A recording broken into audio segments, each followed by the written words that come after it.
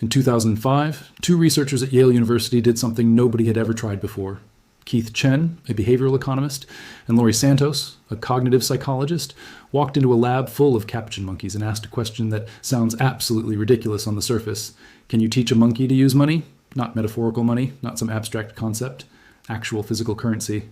Small silver discs that the monkeys could hold, save, and exchange for food. Real purchasing power in their tiny little hands. Now, these are Capuchin monkeys we're talking about. They're clever primates, sure. They use tools in the wild, they have complex social hierarchies, but at the end of the day, they're still monkeys. Nobody seriously expected them to understand economics. But here's where things got weird. Fast. Within weeks, the Capuchins didn't just learn how money works, they internalized it. They figured out that each silver disc could be handed to a researcher in exchange for a piece of food. Apple slices, grapes, cubes of flavored gelatin. Each monkey received a small budget of these discs, and they had to decide how to spend them. And they made rational choices. If grapes were cheaper than apples, the monkeys bought more grapes. If the price of gelatin went down, they loaded up on gelatin. Basic supply and demand, the kind of stuff you learn in Econ 101, coming from a monkey. But that wasn't the scary part. The scary part was what came next. Because once these monkeys had a taste of currency, their entire social order collapsed. And it collapsed in a way that looks uncomfortably like our own economy. First came the heist. One of the Capuchins, during a routine experimental session, noticed that a researcher had left a tray of silver discs unattended near the cage. The monkey lunged for it, grabbed as many discs as it could, and flung them into the communal cage where the rest of the group lived. Chaos erupted. Absolute pandemonium. Monkeys scrambling over each other, hoarding discs, fighting for tokens. The researchers had to physically intervene to restore order. It took them time to recover all the tokens. And in that brief window of monetary anarchy, something happened that stunned the research team. The monkeys invented gambling. They started taking risks with their tokens, choosing uncertain payoffs over guaranteed ones, not because the math made sense, but because the thrill of maybe getting more overrode the logic of taking what was certain. Sound familiar? And then, in what became the most talked about detail of the entire study, the researchers observed something they never anticipated.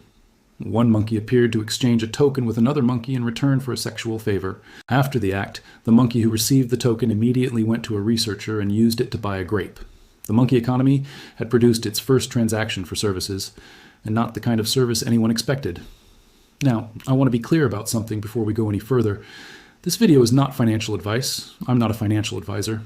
What I'm going to present here is a historical and scientific analysis of what this experiment tells us about primate behavior, including ours, and why the patterns it revealed are accelerating towards something very real in 2026. Because here's the thing most people miss about this study. We hear these details about monkey heists and monkey gambling and we laugh. It makes for a great dinner party story. But when Chen and Santos published their findings, they weren't laughing. What they had demonstrated was something deeply unsettling about the nature of currency itself. The monkeys didn't just learn money. Money changed them. It rewired their social behavior. It introduced inequality, risk addiction, and hoarding into a community that had functioned perfectly well without those things. And the monkeys had no idea it was happening. To them, the silver discs were just reality, the new normal. We like to think that our current economic situation, the inflation, the debt spirals, the asset bubbles, the feeling that everything costs more but nothing feels more valuable is the result of bad policy or incompetent leadership. And maybe some of it is. But what the Yale experiment proved is far more uncomfortable than any political explanation. It proved that inflation, panic, speculation, and economic self-destruction are not political failures. They're biological ones. They're baked into primate wiring, including yours and mine. And as we approach 2026, the global economy is walking straight into the same biological trap those Capuchins fell into 20 years ago.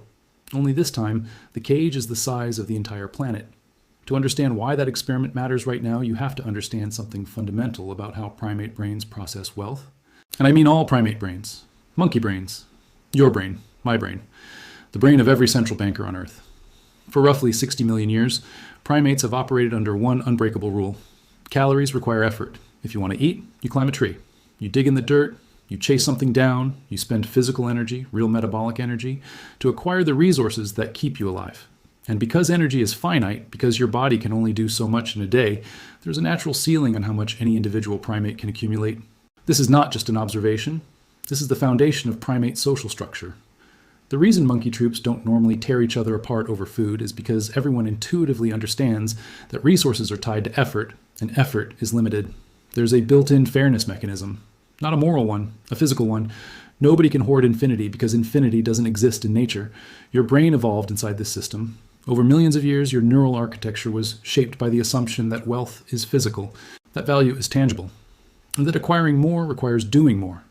Every instinct you have about money, about saving, about spending, about risk was calibrated for a world where resources are directly tied to the energy it takes to get them. Now think about what Chen and Laurie Santos did when they introduced those silver discs. They broke the rule. For the first time in those Capuchins' evolutionary history, wealth was no longer tied to effort. A monkey didn't have to climb anything or fight anything or forage for anything. It just received tokens, free tokens. And those tokens could be exchanged for food that the monkey didn't have to work to find. The monkey brain had no framework for this. 60 million years of evolution did not prepare it for free calories. And so the brain did what brains do when they encounter something unprecedented. It glitched. The monkeys started hoarding far more than they could consume. They became obsessed with accumulation for its own sake. They took irrational risks not because they were hungry, but because the possibility of having more activated the same dopamine pathways that would normally fire during a successful hunt or a particularly good foraging day. The reward circuitry couldn't tell the difference between finding a ripe fig after an hour of climbing and getting handed a silver disc for doing nothing. This is not a monkey problem. This is a primate problem. And you are a primate.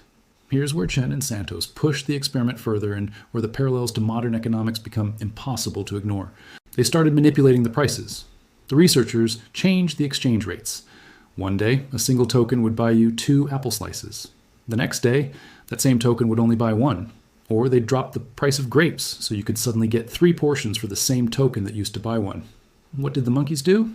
Exactly what we do. When the price of something dropped, the monkeys panic bought. They didn't just buy what they needed. They overpurchased, hoarding the cheap item far beyond what they could eat before it spoiled. They were responding not to hunger, but to the perception of a deal. The biological signal in their brain was screaming at them that resources were temporarily abundant and they needed to stockpile before the window closed. And when prices went up, they didn't just buy less, they became anxious, agitated. Some monkeys stopped spending entirely, clutching their remaining tokens as if letting go of even one would be catastrophic. Loss aversion. The exact same cognitive bias that makes a human investor hold onto a losing stock for years, because selling it would mean admitting the loss is real. Chen published a study in the Journal of Political Economy in 2006, and what it showed was remarkable. When you plotted the Capuchins' purchasing decisions on a graph, their behavior followed the same basic demand curves that human economists use to predict consumer behavior. The monkeys were making the same irrational, emotionally driven economic choices that humans make every single day. They weren't thinking about any of this. They weren't running calculations. Their primate brains were simply doing what primate brains do when you flood a closed system with abstract tokens that have no connection to physical effort. The system breaks down, not because anyone is evil, not because anyone is stupid, because the hardware wasn't designed for this input. There's a detail from the Yale experiment that doesn't get talked about enough, and it might be the most important one. After the initial chaos settled, after the heist and the gambling and the social upheaval, the researchers noticed something subtle happening in the background. The monkeys stopped treating the tokens as a means to an end. The tokens were originally a tool, a way to get food. But over time, the monkeys began treating the tokens themselves as the goal. They would hoard tokens even when food was readily available. They would fight over tokens even when they weren't hungry. The silver disc, which had no nutritional value, no practical use, no inherent worth whatsoever, became the thing the monkeys organized their entire social life around. The token became more important than the food it could buy. Stop and think about that for a second, because that sentence describes the entire modern financial system. When was the last time you thought about what a dollar actually is? Not what it can buy, what it is. It's a piece of paper. Or more accurately now, it's a number on a screen. It has no inherent value. You can't eat it. You can't build shelter with it. You can't drink it. Its only function is as a medium of exchange, a token, a silver disc that you hand to someone in return for something real. But we don't treat it that way, do we? We treat the number itself as wealth. We check our bank balances and feel rich or poor based on how many digits we see, even though those digits are completely disconnected from anything physical. Jeff Bezos doesn't have $150 billion sitting in a vault somewhere. That number represents a theoretical claim on real resources that may or may not be honored depending on 1,000 variables nobody fully controls. We are the monkeys. The tokens have become the point. And this is exactly where Chen and Santos' research intersects with something much bigger. Because the experiment they ran in 2005 is not just a cute analogy for the modern economy. It is a small-scale replication of the exact mechanism that has driven every single fiat currency collapse in recorded history. Let me give you a number that should keep you up at night. Since the year 1700, there have been roughly 775 fiat currencies introduced around the world. You want to know how many of them are still in use today? About 20%.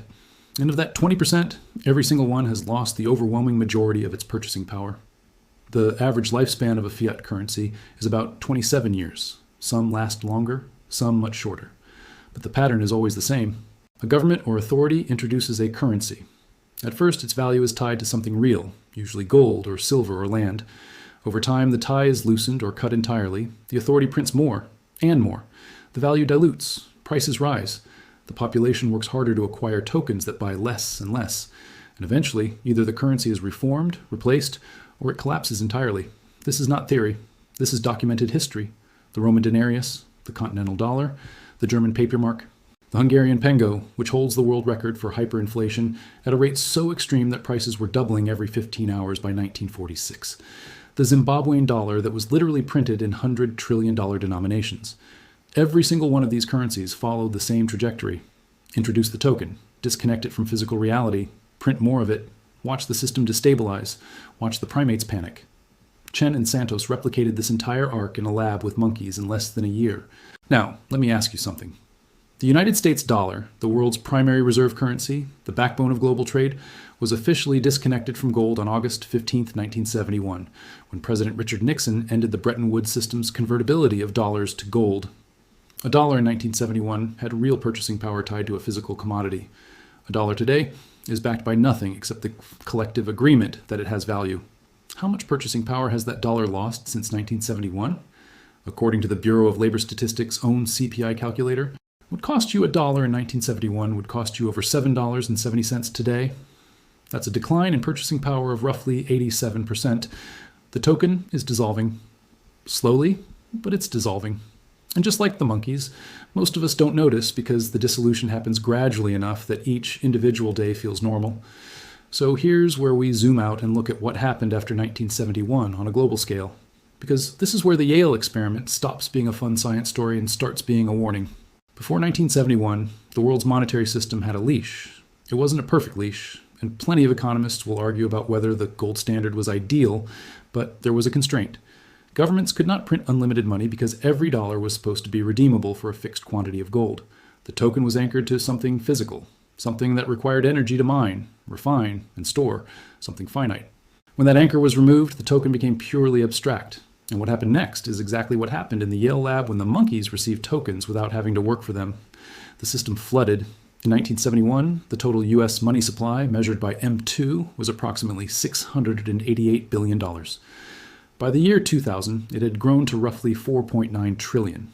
By 2020, it was around 15.4 trillion. And then, in the span of just 2 years during the pandemic response, the M2 money supply exploded to over $21 trillion.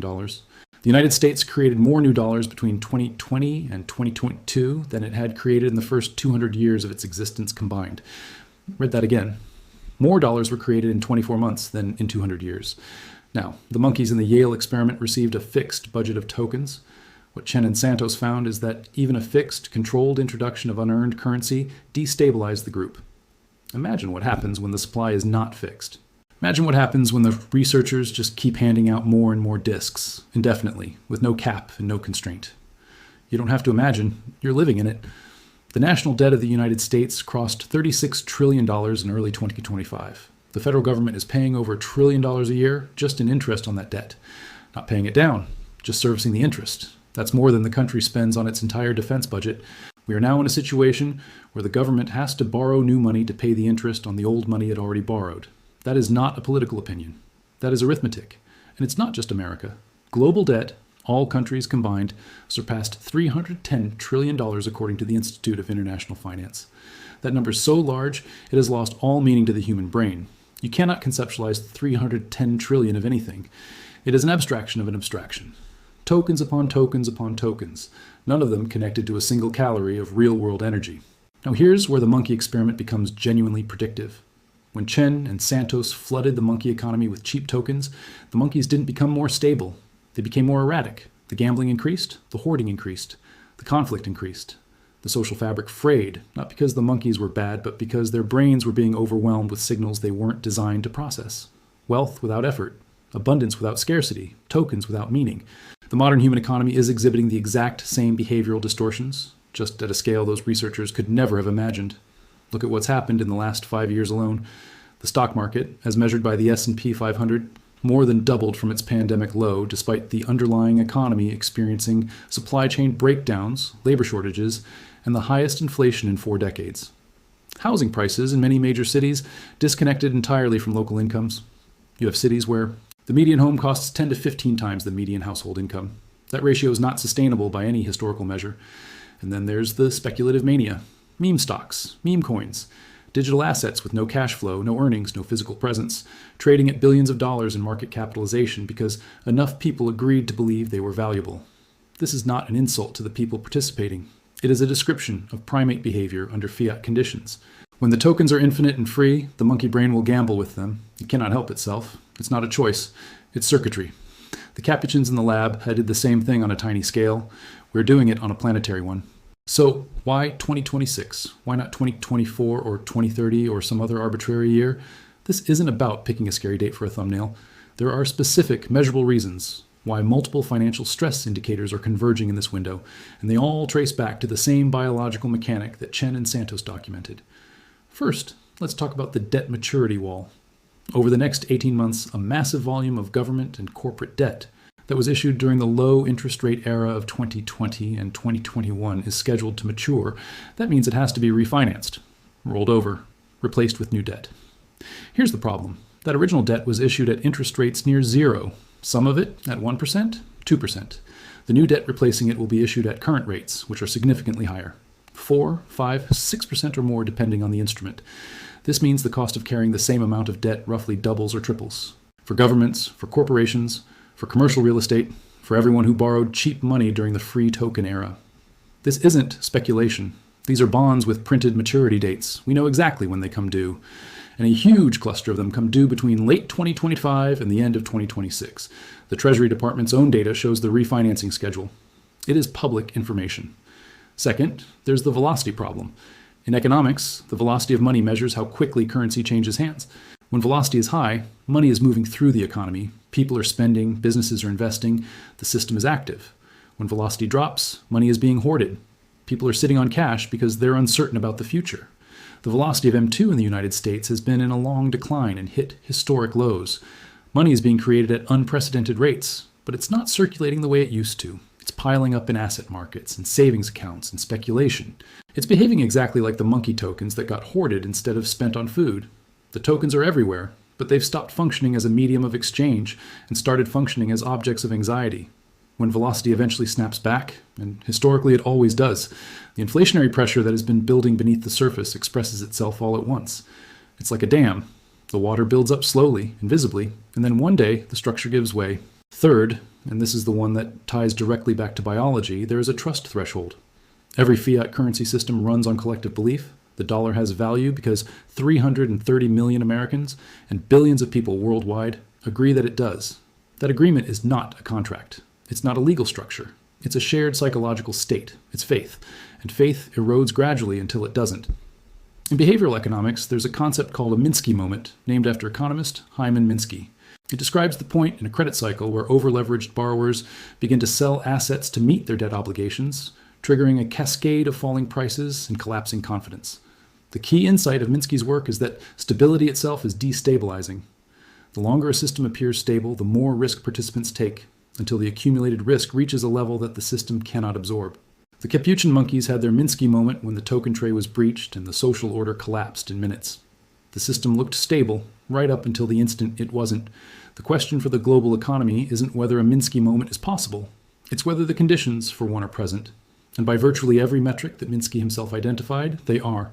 Record debt levels, record asset valuations relative to underlying earnings, record concentration of wealth in speculative instruments, record disconnect between token creation and real productive output. The fuse is not theoretical. The fuse is lit. The only question is the length of it. There's a term from behavioral science that I think perfectly describes where we are in this cycle, and it comes from a completely different experiment. In the 1960s, ethologist John B. Calhoun conducted a series of experiments at the National Institute of Mental Health where he gave mouse populations unlimited food, unlimited water, unlimited space, basically unlimited resources, and then watched what happened. He called the resulting collapse a behavioral sink. Despite having everything they needed to thrive, the mouse populations imploded. They became aggressive, withdrawn, and socially dysfunctional. They stopped reproducing. They stopped grooming. They became, in Calhoun's words, the beautiful ones. Mice that sat alone, doing nothing but eating and sleeping, disconnected from the community entirely. Now, Calhoun's experiment was about population density and social breakdown, not economics.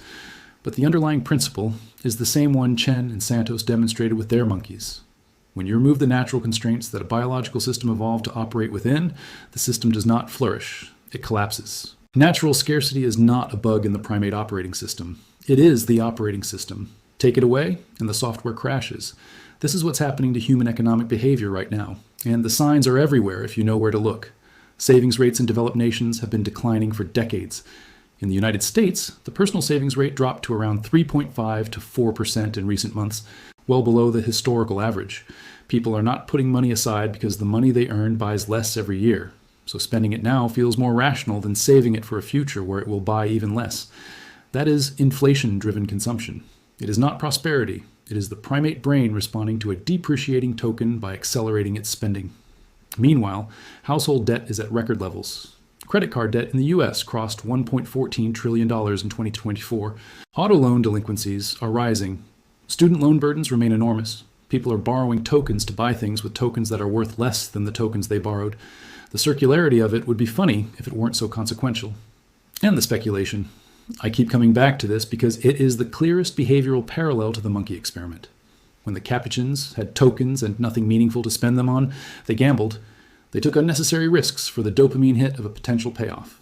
Look at the modern market. In 2021, a cryptocurrency called Dogecoin, which was literally created as a joke, reached a market capitalization of over $80 billion. People were putting their savings into a token that the creator himself said had no purpose. In 2024 and 2025, the meme coin phenomenon continued with new tokens launching daily, some reaching hundreds of millions in market cap within hours before collapsing to near zero. This is not investing. This is not even gambling in the traditional sense. This is primate brains that have been flooded with abstract, effortless tokens looking for any outlet, any stimulation, any sense that the tokens mean something. It is the behavioral sink playing out in real time on a global financial stage. And I want to be really clear here. I'm not judging anyone who participates in these markets. The point is not that people are foolish. The point is that the environment they are operating in, the infinite token Fiat environment, produces these behaviors as reliably as gravity produces falling. Chen and Santos proved it with monkeys. Calhoun demonstrated it with mice. And human history has demonstrated it with every civilization that ever debased its currency. The behavior is the symptom. The system is the disease. So what do you actually do with this information? Because understanding the problem is meaningless if you don't understand the solution. And the solution starts with one uncomfortable admission. You cannot fix human nature. I cannot fix it. No government can fix it. No central bank can fix it. The primate brain will always respond to infinite abstract tokens with hoarding, speculation, anxiety, and eventual panic. That is the firmware. It doesn't update. So you don't try to fix the firmware. You change the environment. You step outside the experiment. What does that mean in practical terms? It means you start thinking very carefully about the difference between tokens and real things. Here's the distinction. A fiat dollar is a claim. It is a promise that someone, somewhere, will exchange something real for that piece of paper or that digital number. The problem with promises is that they can be broken. They can be diluted. They can be inflated away. Every dollar that gets printed makes your existing dollar's promise a little weaker. A real asset is not a promise. It is the thing itself.